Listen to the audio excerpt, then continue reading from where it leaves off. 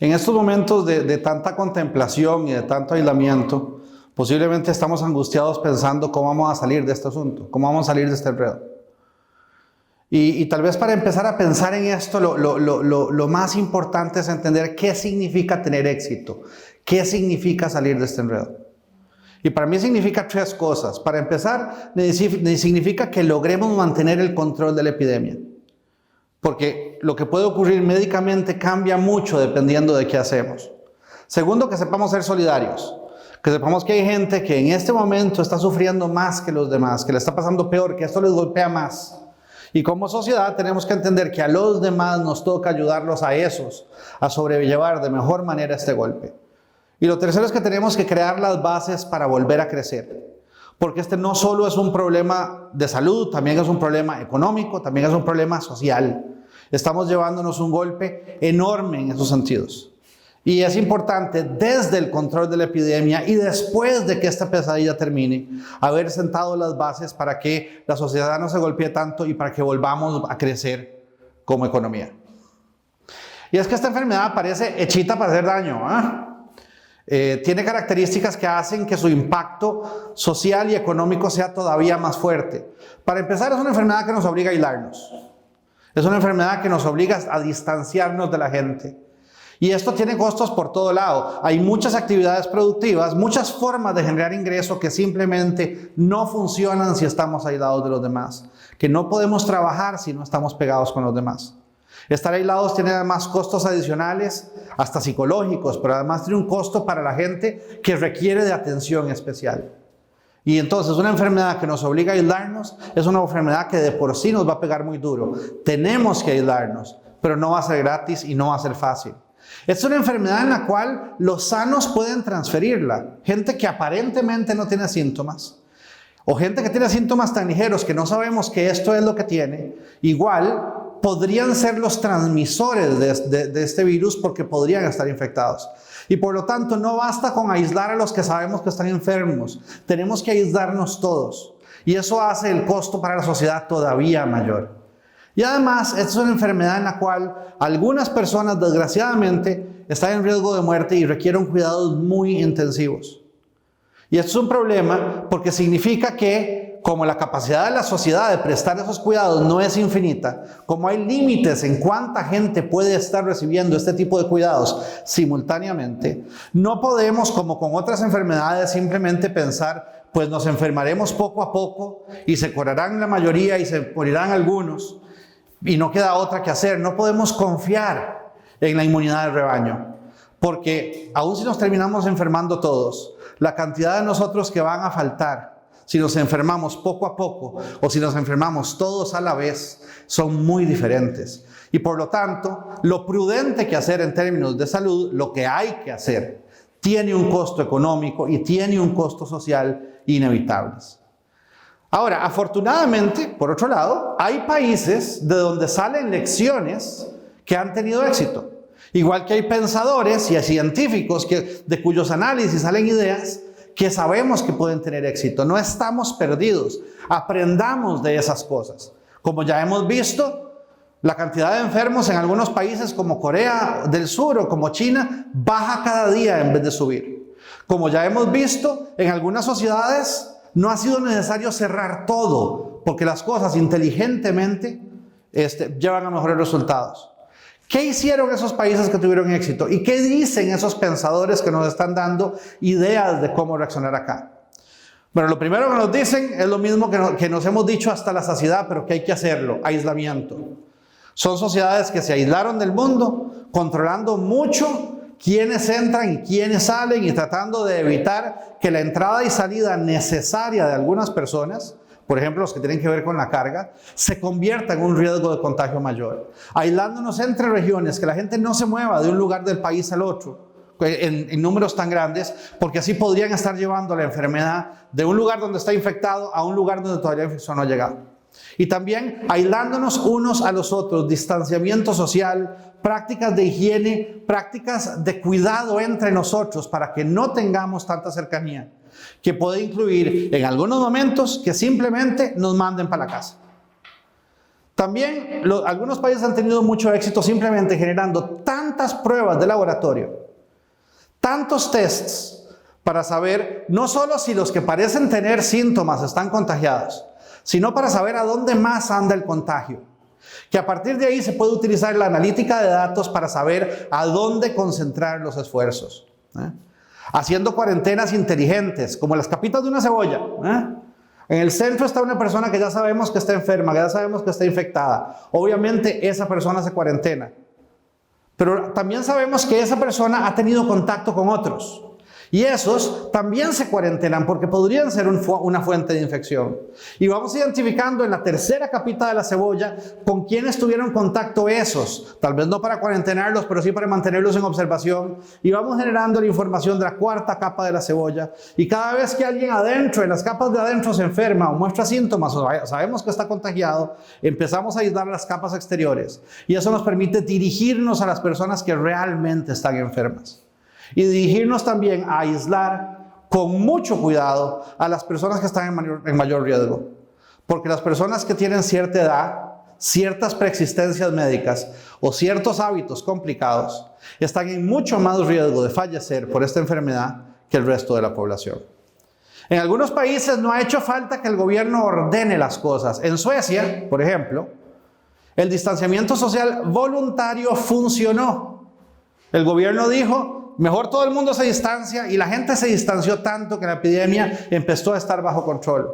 En Alemania, en parte porque se hicieron muchísimas pruebas y se ha hecho un uso muy inteligente de los datos, han logrado que teniendo los mismos enfermos que sus vecinos, el número de fallecimientos sea una 20ª parte que en esos otros países.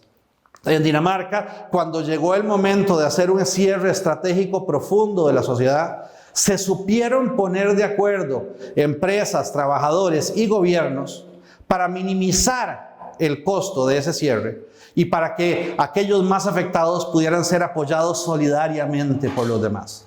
Y este último punto me parece particularmente relevante porque está llegando, creo yo, y este es el principal mensaje que estoy trayendo hoy, está llegando el momento de un aislamiento temporal profundo para reducir el número de contagios y para reducirlo y para generar los datos que nos permitan entrarle a esto con bisturí y no con martillo. Porque una vez que bajemos el número de contagiados, que sepamos quiénes son y que sepamos dónde está el contagio, los controles pueden ser mucho más teledirigidos. En el caso de Costa Rica, creo que ese momento está llegando porque debemos aprovechar la Semana Santa. Un cierre estratégico, un momento en el cual todo el mundo está en cuarentena y solo está abierto lo esencial. Ojalá por unos 14 días, un poquito más. Un ciclo de contagio completo nos permite hacer eso, nos permite enfrentar a la enfermedad con una nueva realidad y empezar a aflojar incluso ciertos controles y empezar a volver a crecer. En un periodo como esos, el costo económico de parar es muy grande, pero el país cierra de por sí por Semana Santa. Muchísimas cosas bajan su intensidad de producción o dejan de producir completamente porque estamos en los días santos. Lo que quiere decir que esos 14, 16 días con los fines de semana, esos 16 días de cierre profundo, están a mitad de precio en Semana Santa. Cuesta la mitad, porque la mitad de ese cierre de por sí lo íbamos a tener. Por supuesto que en un cierre de ese tipo, las cosas esenciales siguen funcionando. Todo lo que tiene que ver con producirnos, llevarnos y vendernos comida. Todo lo que tiene que ver con la salud, con la farmacia, las medicinas y los implementos médicos, con la seguridad, con el cuidado de los más necesitados, con los servicios básicos. Esos héroes van a tener que seguir trabajando, porque si no, los demás no somos viables. Pero lo demás, en un cierre estratégico profundo, a la casa, a aislarse, aprovechando ese mismo rato para hacer pruebas de laboratorio masivamente que nos permitan tener los datos para entrarle a esto con más inteligencia. Y sí, un cierre profundo como este, ojalá, el gobierno anunció ya medidas para Semana Santa, ojalá que la Semana Santa dure 2. Ojalá que aprovechemos esta oportunidad. Un cierre profundo de este tipo tiene un costo, no hay duda.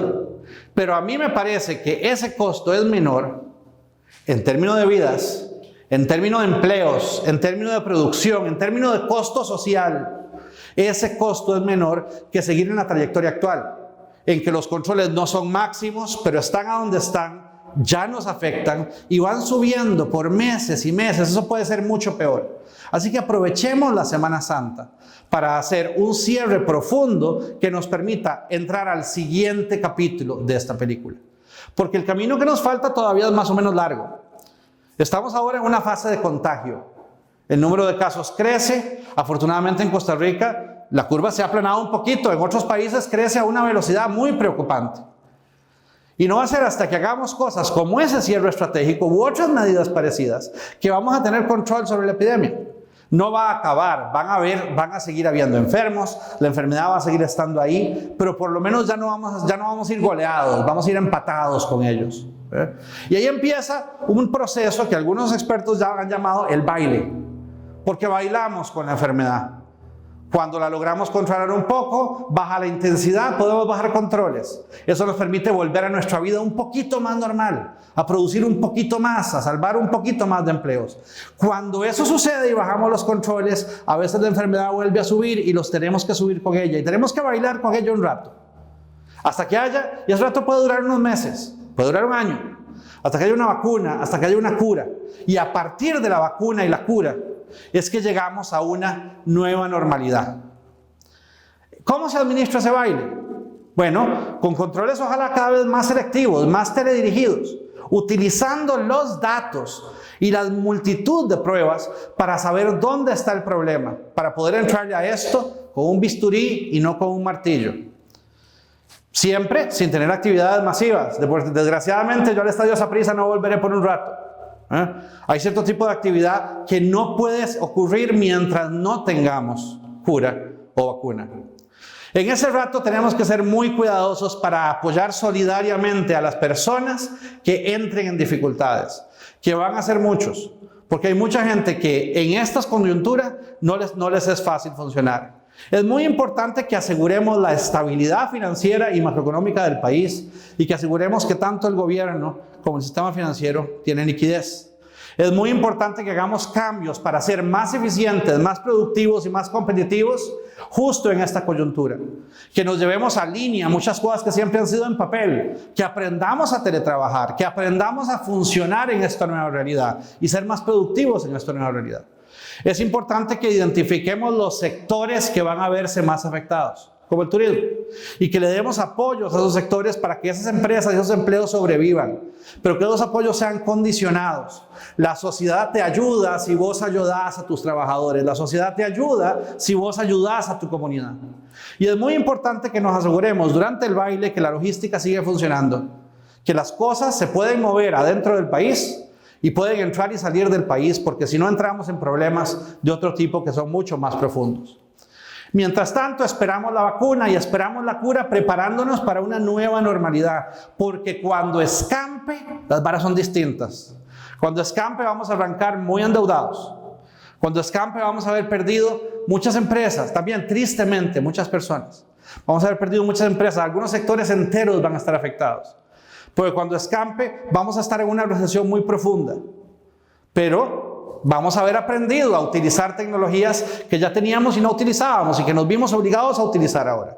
Vamos a haber aprendido nuevos hábitos y nuevas habilidades que ojalá se queden con nosotros y sobre todo, ojalá adquiramos en esta experiencia valores que nos llevemos con nosotros. Así que si le ponemos, salimos de este enredo. Pero hay que ponerle de todo. Hay que ponerle cabeza. No solo viendo las ideas de otros que han funcionado para aplicarlas, sino también inventando nuestras propias soluciones. Hay que ponerle corazón, acordándonos que hay gente muy fregada en este momento que particularmente necesita nuestro apoyo y que particularmente necesita nuestra ayuda. Y hay que ponerle otras cosas, porque en este momento la Cele está en la cancha. En este momento tenemos héroes peleando contra la enfermedad en el frente de batalla. Y no solo son los médicos y los enfermeros, también es la gente que produce comida o que nos da seguridad. Entonces, en nombre de esos, este es el momento de pensar colectivamente, de pensar en los de verdad más afectados. Este no es el momento de jalar a Nina por nuestro costal. Y este no es el momento para dividirnos. Este es el momento de ponerle juntos para ganar este partido. Y yo sé que podemos hacerlo.